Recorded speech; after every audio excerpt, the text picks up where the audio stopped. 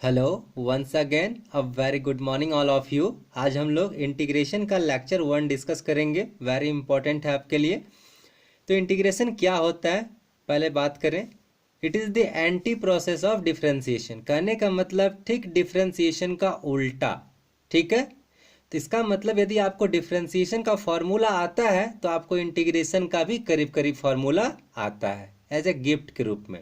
चलिए देखते हैं कैसे formula. Differentiation of x to the power n equal to n x n minus one. Therefore integration of x to the power n dx equal to x to the power n plus one divide by n plus one plus k. एक ये constant आप c लीजिए, k लीजिए, कुछ भी लीजिए, आपको लेना पड़ता है। एक बात और, इंटीग्रेशन का साइन है ये। जब आप इंटीग्रेशन का साइन लगाएंगे तो ये dx अपने आप होल्ड कर जाएगा। ध्यान से सुनिएगा, इंटीग्रेशन का साइन जब भी आएगा तो ये dx अपने आप होल्ड कर जाएगा। ठीक है, कहने का मतलब आपको इंटीग्रेशन करना है with respect to x। dx बता रहा है इंटीग्रेशन करो विथ रिस्पेक्ट टू x। ठीक है, तो एक फार्मूला, सबसे ये बेसिक फार्मूला इंटीग्रेशन का जिसे आप जरूर याद रखेंगे। x का power n dx equal to x का पावर n प्लस वन। हम लोग डिफरेंशिएशन में -1 करते थे, ठीक है, और इंटीग्रेशन में क्या कर रहे हैं, +1। और डिफरेंशिएशन में क्या करते थे, जस्ट n को पहले लिखते थे मल्टीप्लाई में, लेकिन यहाँ क्या करना है, इंटीग्रेशन में डिवाइड करना है उसी पावर से। ठीक है, x का power n plus one divide by n plus one, और कोई भी कांस्टेंट ऐड करना है, माइनस कीजिए प्लस कीजिए, कोई प्रॉब्लम नहीं, लेकिन कुछ देना है हमें कांस्टेंट। ठीक है, चलिए अगला को डिस्कस करें। Since differentiation of a to the power x equal to a to the power x into log a, ये डिफरेंशिएशन का फॉर्मूला आप पढ़े हो। Therefore integration of a to the power x क्या होगा, जैसे मैं बोल रहा हूँ integration of a to the power x, इसका कहने का मतलब ये साइन और dx अपने आप आ चुका है। ठीक है, तो इसका फॉर्मूला देखिए, a to the power x divide by log a। यहाँ देखिए लॉग a मल्टीप्लाई में था, यहाँ आ गया डिवीजन में। ठीक, इसका उल्टा दिख रहा होगा। ठीक है, और प्लस के कांस्टेंट। अगले फॉर्मूला में आए, differentiation of e to the power x, ये क्या है, तो इसका डिफरेंशिएशन वही होता है। तो अब यदि e to the power x का इंटीग्रेशन करेंगे तो ये मिलना चाहिए उल्टा प्रोसेस। ठीक है, तो देखिए e to the power x का इंटीग्रेशन भी वही होता है, और कांस्टेंट तो अपने आप लेना ही है आपको। ठीक है, आगे बात करें, डिफरेंशिएशन ऑफ साइन x क्या मिला, कॉस x। अब इसका मतलब कॉस x का यदि इंटीग्रेशन करें तो साइन मिलना चाहिए, क्योंकि उल्टा है ये। तो differentiation of sin x equal to cos x, ये आप जानते हो, इसलिए देखिए इंटीग्रेशन ऑफ कॉस x मतलब इसी का इंटीग्रेशन कर रहा हूँ। तो integration of cos x dx equal to, देखिए साइन x मिल गया आपको, ये वाला पार्ट। मतलब आप इस साइन x को डिफरेंशिएट कर रहे हैं तो आपको कॉस x मिल रहा है। अब यदि इस कॉस x को इंटीग्रेट कर दीजिएगा तो साइन x मिल जाएगा, जो यहाँ फॉर्मूला लिखे हैं, कॉस x का इंटीग्रेशन साइन x, और ये प्लस कांस्टेंट k। अगला डिस्कस करें।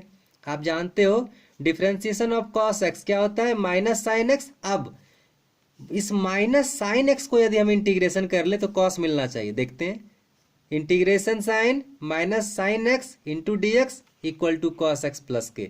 लेकिन एक बात आप ध्यान में रखिए, इन जनरली हम लोग माइनस रखना पसंद नहीं करते हैं, तो इंप्लाइज करते हैं इस माइनस को इधर भेज दीजिए, तो क्या मिलेगा, integration of sin x dx equal to minus cos x। और देखिए ये भी माइनस में बनता है के ना, तो इसको मैंने एक नया कांस्टेंट ले लिया है प्लस सी, चूंकि पॉजिटिव रखना पसंद होता है सबों को। ठीक है, इसीलिए तो आप याद रखेंगे इस फॉर्मूले को कि integration of sin x equal to minus cos x। Very important, याद रखना है, साइन x का इंटीग्रेशन माइनस कॉस x। और आगे बढ़े, डिफरेंशिएशन ऑफ टेन एक्स क्या होता है, सेक स्क्वायर एक्स। इसका मतलब सेक स्क्वायर एक्स का इंटीग्रेशन टेन एक्स, देखिए लिखा है मैंने, differentiation of tan x sec square x. Therefore integration of sec square x equal to tan x plus k, constant कुछ भी। मैं बार बार फिर बता रहा हूँ, इंटीग्रेशन साइन जैसे ही लगेगा तो ये dx अपने आप आ जाएगा। ठीक है, integration of sec square x equal to tan x. आगे बढ़े ऐसे ही, डिफरेंशिएशन ऑफ कॉसेक एक्स आप जानते हो, लिखते हो minus cosec x into cot x. इसका मतलब इस minus cosec x into cot x का इंटीग्रेशन होगा कॉसेक एक्स। लेकिन फिर मैंने बताया आपको माइनस रखना पसंद नहीं करते, इसलिए माइनस को इधर भेज देंगे, तो क्या मिलेगा, देखिए therefore integration of cosec x into cot x, मतलब इसका इस पूरे साथ का इंटीग्रेशन, यहाँ से यहाँ तक का इंटीग्रेशन लेंगे तो ये वाला मिलेगा, और माइनस को पहले इधर भेज दीजिए। क्या मिला? Integration of cosec x into cot x d x equal to minus cosec x plus k. ठीक है, अगले में मूव करें। डिफ्रेंसिएशन ऑफ सेक एक्स, आप जानते हो sec x into tan x, इसका मतलब sec x into tan x का इंटीग्रेशन होगा सेक एक्स। देखिए लिखा है मैंने, integration of sec x into tan x equal to sec x और कोई भी कांस्टेंट। आगे मूव करें ऐसे ही। डिफ्रेंसिएशन ऑफ कॉट एक्स क्या पढ़े हो? माइनस कॉसेक स्क्वायर एक्स, इसलिए माइनस कॉसेक स्क्वायर एक्स का इंटीग्रेशन होगा कॉट एक्स, लेकिन हमें निकालना है कॉसेक स्क्वायर एक्स का इंटीग्रेशन क्या होगा? Minus cot x. इस माइनस को इधर भेज दीजिए, देखिए ठीक है, प्लस के, तो integration of cosec square x d x equal to minus cot x. ठीक है, डिफ्रेंसिएशन ऑफ लॉग एक्स क्या पढ़ते हो? 1/x। ठीक है, तो देयरफॉर 1/x का इंटीग्रेशन क्या होगा? Log modulus x. यहाँ मॉडुलस साइन इसलिए लगा है एक्स में क्योंकि लॉग ऑलवेज पॉजिटिव के लिए ही हम लोग वैलिड रखते हैं। ठीक है, प्लस के। डिफ्रेंसिएशन ऑफ रूट एक्स, ये मैंने आपको याद रखने के लिए सिखाया था, वेरी इंपॉर्टेंट। क्या लिखते थे? 1/2 रूट एक्स। ये एक्चुअली फॉर्मूला नहीं है, लेकिन आप इसे याद रखिए। ठीक है, बहुत इंपॉर्टेंट है, बहुत काम का चीज है ये। Differentiation of root x equal to 1/2 root x, therefore इस पूरे का इंटीग्रेशन होगा रूट एक्स। तो लिखा है मैंने integration of 1/2 root x equal to root x plus k. आप समझ पाए होंगे कैसे उल्टा प्रोसेस चल रहा है। ठीक है, एक बात और मैं आपको बताऊं इसके एग्जाम्पल करने से पहले, कि आप ध्यान से देखेंगे डिफ्रेंसिएशन सबका मिलता है, sine cos cosec sec cot सबों का डिफ्रेंसिएशन आसानी से मिलता है और आपने डिफ्रेंशिएट किया भी है। लेकिन इंटीग्रेशन में साइन, देखिए साइन का इंटीग्रेशन है, कॉस का इंटीग्रेशन है, कॉसेक का, आपको कॉसेक और सेक का डायरेक्ट इंटीग्रेशन नहीं दिख रहा है यहाँ पे, टेन का भी डायरेक्ट इंटीग्रेशन नहीं दिख रहा होगा और कॉट का भी। ठीक है, कहने का मतलब टेन कॉट कॉसेक सेक इन चारों का डायरेक्ट इंटीग्रेशन नहीं होता है। ठीक है, इसको बाय प्रूफ हम लोगों को इंटीग्रेट करना पड़ता है। ठीक है, तो उसको हम लोग अगले किसी लेक्चर में देखेंगे। फिलहाल ये सारा फॉर्मूला आपको याद रखना होगा। तो यदि कोई पूछे बताओ 10x का इंटीग्रेशन, तो जब तक आप वो प्रूफ नहीं करोगे आपको पता नहीं चलेगा, लेकिन वो भी याद रखना है फॉर्मूला। ठीक है, फिलहाल इतने फॉर्मूला आपको याद रखने पड़ेंगे। तो चलिए आए आगे एग्जाम्पल सॉल्व करते हैं। x to the power integration x to the power 5 dx।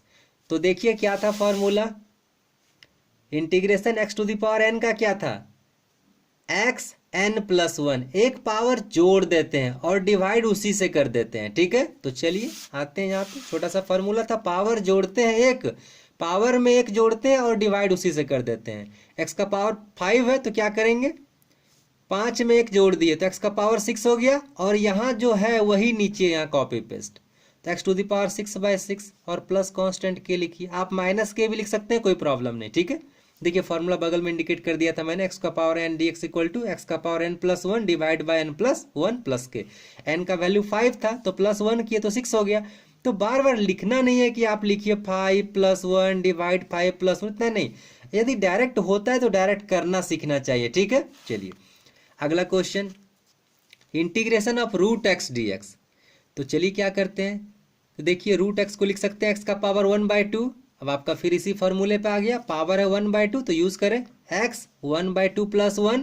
अच्छा, नीचे भी 1/2 प्लस 1 होगा, लेकिन उसको लिखिए मत, आप इसी को कैलकुलेट कर लीजिए, इसी को तो लिखना है यहाँ ना। तो इसका कैलकुलेशन कितना होगा देखिए, तो 3/2 हो रहा है ना, तो डायरेक्ट 3/2 लिखिए, क्यों एक स्टेप आप ज़्यादा बढ़ाइएगा अपना। ठीक है, अगले स्टेप में आइए, ये 3/2 नीचे है ना, तो ये जैसे ही ऊपर जाएगा तो 2/3 होगा क्या? बिल्कुल होगा 2/3, आप कैलकुलेशन करके देख सकते हो, यही आएगा।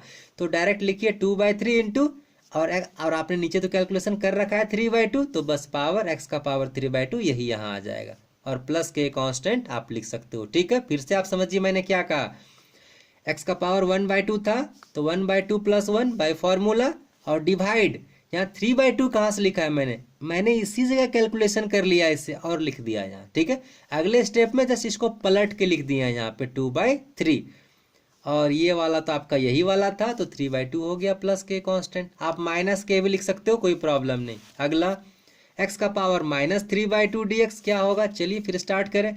एक्स का पावर -3/2 +1, देखिए फार्मूला +1 है। अब फिर यहाँ इसी जगह कैलकुलेशन कर लीजिए, कितना होगा, -1/2 आ रहा है, नीचे -1/2 लिख दीजिए n+1 के जगह पे, क्योंकि दोनों तो सेम ही है ना। तो -1/2 हो गया और प्लस कांस्टेंट के। अब क्या कीजिए, ये जो -1/2 इसको 2 को ऊपर ले जाइए और 1 को नीचे, तो -2/1 हो गया। और x का पावर कितना हो गया, -1/2, इसको कैलकुलेशन करेंगे तो। और एक बात बता दूं, इन जनरली हम लोग पावर्स को पॉजिटिव में रखना पसंद करते हैं, तो इस पावर्स को जैसे ही आप नीचे लाएंगे तो पॉजिटिव बन जाएगा, -2 × 1/x का पावर 1/2 होगा। अब क्या होगा, -2/√x, आप x का पावर 1/2 को √x लिख सकते हो, और प्लस कांस्टेंट के लास्ट में। आप प्लस कांस्टेंट के को लास्ट में यूज़ कर सकते, मैंने यहाँ यूज़ कर लिया था, बीच में मैंने छोड़ दिया है, आप एक ही बार लास्ट में यूज़ कीजिए इसको, ठीक है, प्लस के, कोई प्रॉब्लम नहीं। आपके लिए एक होमवर्क है ये, x का पावर -5/2 dx, आप इसे सॉल्व करेंगे। आई थिंक आप इसे सॉल्व कर पाएंगे, और मुझे लगता है आपने ये फॉर्मूला भी समझ पाया होगा। मैंने डिराइव तो नहीं किया किसी फार्मूला को, जस्ट क्योंकि इंटीग्रेशन का फार्मूला डिराइव करना नहीं है, डिराइव करना था डिफरेंशिएशन का जो आपने किया था, ठीक है। तो जस्ट आपको इसको याद करना है, और आप याद कर लेंगे, मुझे याद है, उम्मीद है आपको याद भी होगा, क्योंकि डिफरेंशिएशन का फार्मूला आपको याद है। तो आप इसे जल्दी अपने मेमोरी में ले लीजिए, क्योंकि अगले लेक्चर से इन फार्मूला का यूज़ होने वाला है। आज के लिए इतना ही, और आपको यदि किसी भी स्टेप में थोड़ी सी भी प्रॉब्लम हुई होगी अंडरस्टैंडिंग में, तो आप कमेंट करें, मैं कोशिश करूंगा आपकी समस्याओं का समाधान करने का। और आपको यदि इस वीडियो से बेनिफिट मिलती है तो आप इसे लाइक करें, सब्सक्राइब करें, शेयर करें। Thank you, have a nice day.